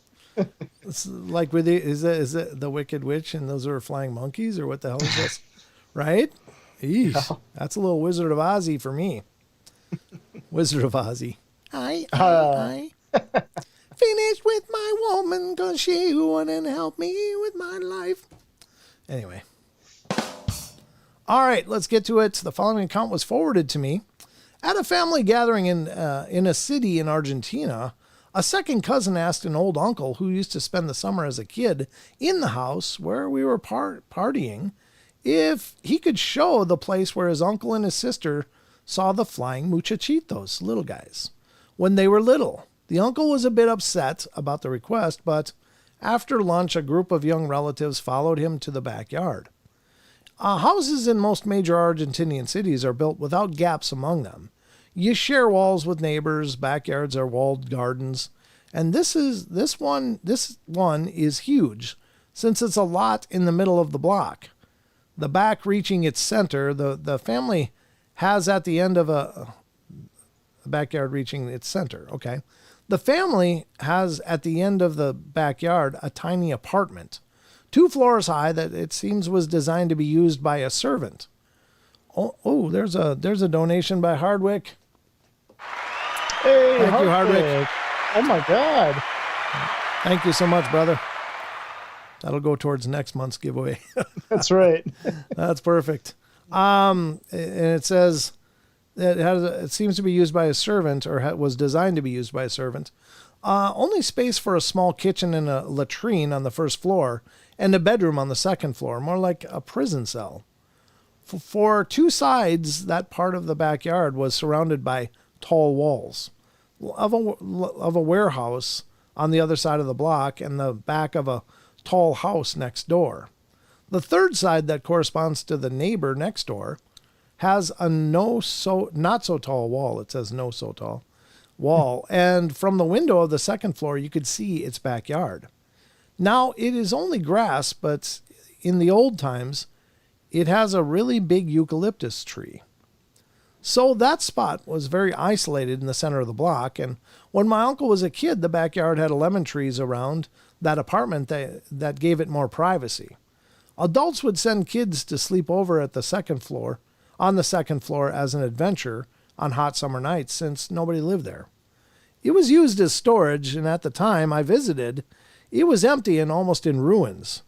Going up to the second floor was somehow dangerous because the wood on the stairs and the floors was in bad condition, and my cousins really wanted to see the place where the story happened. I had no idea what was going on, and then someone asked my uncle to tell the event again. That could have happened around the early 1930s. One summer night when this uncle was 10 years old, he was sleeping there with a bunch of other kids, all family related, and just before the sun rose, he woke up hearing hushed voices coming from outside. His little sister was also awakened by the voices, and after a while, without saying anything, both uncle and little sister crawled in silence among the kids sleeping on the floor towards the window to spy on the backyard. To keep the place cold during the hot nights, the windows were left open, with a tully as a curtain to protect kids from mosquitoes. Therefore, it was easy for them to see outside. Nobody was in their backyard, but in the backyard next door, the old lady living there was standing near the eucalyptus tree wearing a robe and holding a candle in her hand, whispering. The siblings recognized her immediately, so they did not get scared. Just the neighbor looking for a cat or something. At some point, the lady started to look to the sky and make gestures with her hand like inviting something to come down. The siblings freaked out when around 5 figures slowly descended on the lady's backyard and kneeled on the ground. They were coming from the open sky, not from any tree. My uncle described them as young lads, slim, dark, not so short hair, and brownish skin that looked opaque. The 5 creatures remained sitting or kneeling around the lady for what seemed to be 15 or 20 minutes, and she was smiling all the time and whispering back and forth with them. Meanwhile, my uncle and his little sister were silently frozen in the window, just peeking and not seeing. Even when they were shocked at the beginning of the experience, the siblings stayed calm, just curious about what they were seeing. That time before dawn was very calm, with no wind and no birds singing. The rest of the kids on that second floor were soundly asleep. All of a sudden, one of the creatures dropped lower to the dirt and started to convulse. And that lasted a few seconds, and my uncle said that immediately it stood up without hesitation, but what was standing there was like a shadow of the critter. On the floor was a body heavily breathing and moaning that looked real. The lady took her robe to cover that creature and helped to walk away from the rest of the group. At that point, my uncle's sister started to shake with terror. He told us he tried to comfort her, but she was losing control of herself. He was also getting uncomfortable with the experience and could not take his eyes off the scene for a second. But then he realized that somehow all the creatures in the group were standing and looking shadowy like the one that convulsed. That the one that was covered by the lady with the robe could not be seen around. After a few more whispers between the lady and the creatures, the lady blew out the candle and all the creatures started to slowly ascend to the morning sky. The little ponchos were flapping around their bodies, but he could not hear any sound. When the creatures were closer to the top of the eucalyptus tree, my uncle said he could hear the leaves rustling by them touching the leaves. And at some point, they were out of sight behind that tree, and the siblings dropped to the floor and let themselves cry a little, hugging each other. Suddenly, a horn/siren from the factory in the city loudly went off to call the employees to work. My uncle told us he and her sister just freaked out and screamed like crazy, waking up the rest of the kids, and the adults, and the dogs and cats in the main house. It was pandemonium, but the siblings did not say a word of what they saw. Adults were confident that one of the kids had a nightmare or something like that. Anyway, the kids and the siblings kept sleeping on summer nights in the same place for a few more years. The sighting did not repeat, and since they visited that house for summer vacations and did not live there, they never saw that lady after that. It took several years for the siblings to share the experience. My uncle told us that both were sure it was not a dream, but they did not feel they wanted to talk about it. They finally shared it when they were young adults in a family reunion. The owners of the house where this thing happened dropped a comment that the lady next door had passed away. Both siblings started to ask questions and more questions about the lady and the house next door nonstop. Since that old lady was a little reclusive, they could not get answers. In the end, they were confronted why so many questions, and they just opened the memory gates. And that was another pandemonium, family laughing at them, criticizing the siblings for talking that way about such a nice neighbor that just passed away. She never was on anything weird, living along poorly. Living alone, I think is what he meant, poor lady, etc. The siblings did not bring up the story anymore, but started comparing the experience and sharing memories. And they finally were able to validate that that was not a dream and that they actually saw something. The rest of the family knew about it from the last gathering. My cousin who asked to see the place knew about it from his parents being present there. And I'm sure on my side, close to me, but knew, but I never got it. After my uncle shared this with the young generation, he told us that he felt some relief. For my cousins and me, it was a nice way to feel connected with the big family. But I think that all of us considered it not a real thing, just a nice tale. Recently, I talked about it with someone present when my uncle told the story and showed us the place. And she told me that after that experience, she had a few dreams where naked characters would drop down from the ceiling/sky and just be a backdrop of the dream scene. Other cousins also had similar stuff happening in dreams or while meditating. In my case, on a windy day, I was driving my car with my wife, and a burlap sack flew in front of the windshield and blocked my view. I pushed the brakes to the floor, and when I got out of the car to get that potato sack from the windshield, I saw a huge branch from a tree on the sidewalk break and crash on a spot on the street where I should have been if I had not stopped. When I went back to the car and told my wife that this could be related to my uncle's experience, burlap poncho flying around, ? She got really, really mad. A big fight about being credulous. This is the first time I shared my experience. Wow. Crazy, crazy stuff. But, you know, I mean, those old practices, there is truly magic in the world. I really believe that. And yeah, absolutely. I don't know if this was a positive thing or a negative thing. I just don't know what these things are, and I don't pretend to know. But it doesn't sound like it was a malicious thing. It just sounded like, I don't know. I don't know. It almost sounded like she was taking counsel from them. I mean, it sounds weird, and I know many religious-minded people would say, no, that's definitely evil.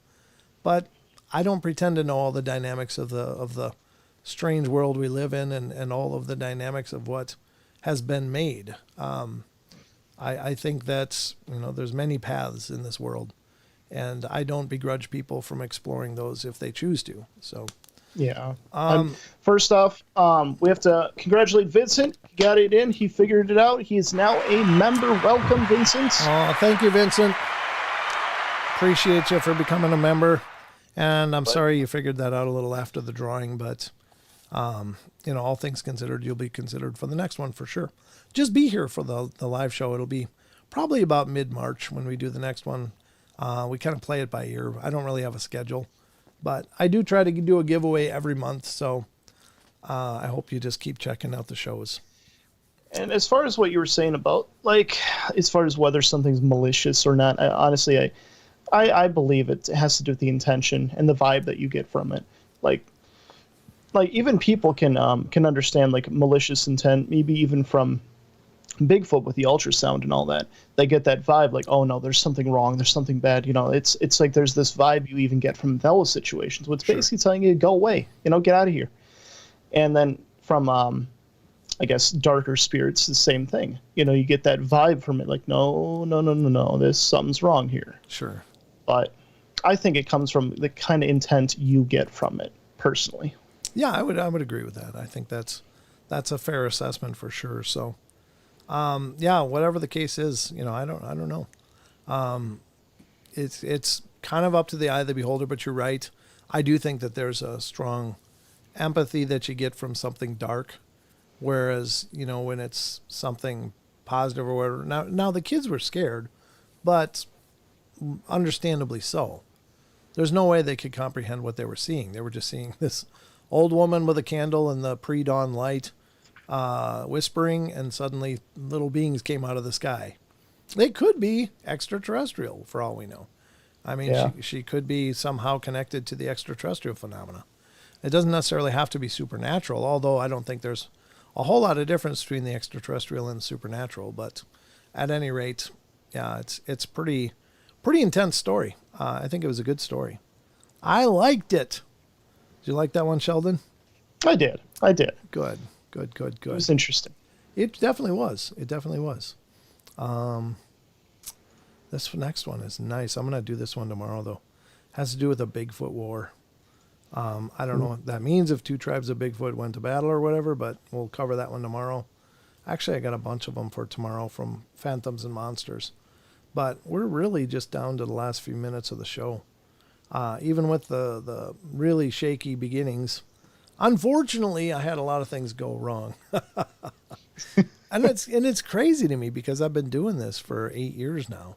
You'd think I'd have this kind of nailed, but I don't. I just still just tripping around. Yep. Clack-a-tat ape cat. Click-a-tat ape cat, Chucky says. Sheldon, I only have delicious intention when I'm in a bakery. Eric Frey says, or Fry. Yeah. Sorry, Eric. Yeah. I don't know if it's Frey or Fry. How do you pronounce that? Like Glenn Fry? Or is it Eric Frey? Is it Eric Fry or Frey? Let us know. I'd like to know how to pronounce your name correctly. Albatowicz, I think there's an A in there, Deb, sounds more like what I picked up from that reading a while back and the messing around with the ladies' backyard. Oh, interesting. I that could very well be. Natives warned with the red-headed giants. Yeah, that's true. The natives did have stories of the red-headed giants. Yep, and they were not probably Sasquatch. They were something else. The Lovelock Cave incident had to do with Paiute, I think Paiute Indians, Native Americans, with trapping the giants in the cave and then lighting fires at the entrances to kind of smoke them out. Isn't there a similar story of giants? I could be wrong, but wasn't it the Iraq or Desert Storm, something like that? It has to do with soldiers encountering something in a cave? Afghanistan. Okay. You're thinking of the Kandahar giant story. Yeah, that one's trippy. That one is a team was sent out from a base up in the mountains. I think it's Kandahar is the region, and they went missing, and so they sent up some special operations officers or crew to go investigate what happened to this team. And they came to this place in front of a cave opening, and they saw this gear spat, all over the place and blood and stuff. And they were like, oh no, and all the gear was trashed, like this, whatever it was all trashed. They thought, oh, they were ambushed here. Oh no, this is bad. And so while the team was there, suddenly this huge figure emerged from the cave and took a big spear and actually skewered one of the special operators and like held him up and roaring and stuff. And they opened fire and it wasn't having a whole lot of effect, but then they said, focus on the head. And apparently they kind of just kept shooting. And of course, bullets, one bullet may not do much, but when you're lobbing hundreds or thousands of rounds at something, they essentially just decapitated the thing. Like nearly decapitated. It went down, and allegedly, the stories leaked from one of those operators that was there. But he said that a big Chinook helicopter came and took the thing away, and that was the last they heard of it. And they were told never to speak of it. So, yeah. Crazy story. Not crazy and unbelievable, because honestly, the histories around the world speak of giants. Even the Bible, right? Right, including the Bible, yeah. So now, giants in biblical times could be, a wide range of things, but I think it was, I forget the tribe. That was where the giants were mostly attributed with. But, of course, David and Goliath. Goliath was supposed to be one of the giants. And I don't know what his height measured out to in feet. I don't remember anymore. I might have known at one time, but... I don't think he was like 10 feet or anything like that, but he was like 7 or, somewhere in that range. So, and people at that time were not that big. 5 feet was probably about average. So, that's a whole lot of difference. Such an interesting topic, in my opinion, Barbara says. Yeah, giants are. Didn't you interview Nick from Tales from the Grid Square about this on an episode? I don't think we actually talked about the Kandahar giant, but he did talk about giant sightings and how he had heard of operators in Afghanistan seeing giants. There apparently are up in the mountains of Afghanistan, but he said, look, the reason you don't hear about stuff like that is because those guys are out there for a purpose. And if you look over and see something like that, it's fantastic and stuff, but you have to stay on task. You're there for that reason. And it's, to hold guard or watch a position or, cover some portion of the field ahead while they're doing operations. And so people couldn't just gawk or, stop and take pictures or whatever. They had to stay focused on their assignment, but they still came back with stories, about seeing things like that. Yeah. So, very cool. Nick Orton, from Tales from the Grid Square. That's his, actually our best performing podcast episode on YouTube is the interview with Nick Orton on Tales of the Grid Square. And it was a great interview. He's a fantastic guy. Had a lot of fun talking to him. I first heard of him on Sasquatch Chronicles. Wes had interviewed him, and it was a great story. Great stories he shared on Sasquatch Chronicles. So if you haven't checked out Tales from the Grid Square, it's on Instagram. I think only on Instagram. I think he might have a YouTube page now, but he also has some books he's publishing about these stories. And I think he's got 2 out now. and probably more on the way, but just super nice guy. So that's really wild. Huge cave / portal doors believed in Grand Canyon. Yeah, I mean, there's allegedly some old Egyptian temples in the Grand Canyon as well. Egyptian era temples. They're decorated like, ancient Egypt. So is it possible the Egyptians were over here? Well, interesting fact, and I learned this from Chris Everard, is I think when they were actually doing scientific tests on the mummy of Ramses. I think was the one he said, and I might be wrong, but it's one of our interviews with Chris Everard on YouTube here. But he said that they actually found cocaine traces in his system, which doesn't make sense because that's from the cacao. I don't know what leaf it is. Some plants that's only in South America. So how did he get cocaine residue in his system when the coca only grows in South America? So there must have been established trade between the Americas and ancient Egypt. Yeah. Which is crazy stuff. Yeah. So lots of question marks in our history about stuff like that. Yep. Oh, yeah. So many question marks. We only know a sliver. Yeah, exactly. There's so much history we just don't know. And when we find these mysteries of history, unfortunately, established archaeology just disregards it. No. That doesn't fit with our hubris. There's such arrogance in that field that they're not willing to consider these big question marks that are looming. Instead, they explain them away, like Göbekli Tepe in Turkey. It's like the oldest site, the oldest megalithic site in the world by like 1,000 or 2,000 years at least. And they just kind of just consider, oh, it's just another one we found. Well, that's amazing. These Stone Age people were erecting, megalithic stones weighing tons somehow. They were hewing them and shaping them and then positioning them with Stone Age, basically understanding as far as traditional archaeology is concerned. So I think there's a lot of questions about history. I mean, the further back you go, the more vague history gets. We just don't know a lot. Yep. The further back you go.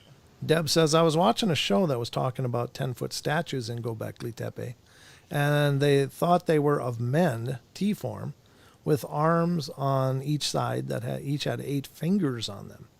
Ah, that's interesting. I think giants traditionally were considered to have 6 fingers, but, and toes. Like they didn't just have 5 like we do. They'd have an extra one. And they also allegedly had double rows of teeth, which I don't know how they flossed, but that's got to be a dental nightmare. But anyway, yeah, that's apparently the case. Apparently, when the more modern people in the early part of the 20th century checked out Göbekli Tepe, they called the Smithsonian, who came in to inspect these giant skeletons, and took them away and never to be seen again. Wow. Yeah, a lot of that going on. Anyway, I don't know, 1% of the sites they have, it's about 1% of the sites they've dug up. He who wins the war writes the history. Very true, SoCal. That's very true. You were just starting, Brent. Just found another site in Turkey, even older. Wow, Digger Dog. I didn't know about that. What was the mark of Cain? I don't know. Great question. Elaine, yes, on the east coast of Canada. I think they were found Viking settlements. Yeah. Well, there's no question the Nordics were here before any other European explorers. But, 6 fingers, not double rows. Well, that could be. I don't know. I've heard the double rows of teeth, Eric. I don't know. They had 4 more teeth than we do. Yeah, probably had a lot more real estate for teeth than we do. Bigger mouths. But I have heard the double rows of teeth. That's truly what I've heard. I can't speak with authority to any of it, of course. I'm just telling you the claims that I've heard. But that does wrap up the night. As Maggie says, thanks, Brent and Sheldon. Great show. I think Maggie's saying it's time to go. Guys, look at the time. Yeah. Hey, I got to get to bed here. What are you guys doing? No, Maggie's got daytime. We're in the night. She's in Oz. That's right. She's down under where they drink Foster's. It's Australian for beer. No, Australians hate Foster's, by the way. I'm just being a smart aleck. All right, guys. Sheldon, anything in closing? That's right. Yeah, guys, don't forget, we got the home base going here, paranormalportal.net. You can sign up for your very own interviews. You've got really unique stories you want to share to Dad and have your own interview set up. You can stay up on the next podcast dates that are coming out as the episodes are coming out. Stay up to date on there and all relevant information on there as well. And I'm also going to send a Discord link into the chat as well. If you guys want to join the amazing community there, feel free. Lots of great discussions, lots of great links, lots to learn in there. And every month you qualify for a t-shirt giveaway. That's you sign up on the giveaway string after I announce it. So I'll open it up and say, hey guys, getting ready to give away another t-shirt. Let me know if you want to be included, and sign up underneath there and say, yeah, I want to be included, or pick me or whatever. So you can do that. Let's see. Anything else? I was going to say something else. Oh, how many people are here right now, Sheldon? We got 57. 57. Let's refresh. Okay. 57. Nope, I was right. How many likes? 51. 51. There's 6 people that haven't liked. Unless you don't like it, then just be honest. But if you don't like it, that's fine. If you do like it, please hit the likes. That helps us out a ton. All right, guys. I guess that's it. Love you all. Be good, be kind, be nice. Take care of each other. Help each other out.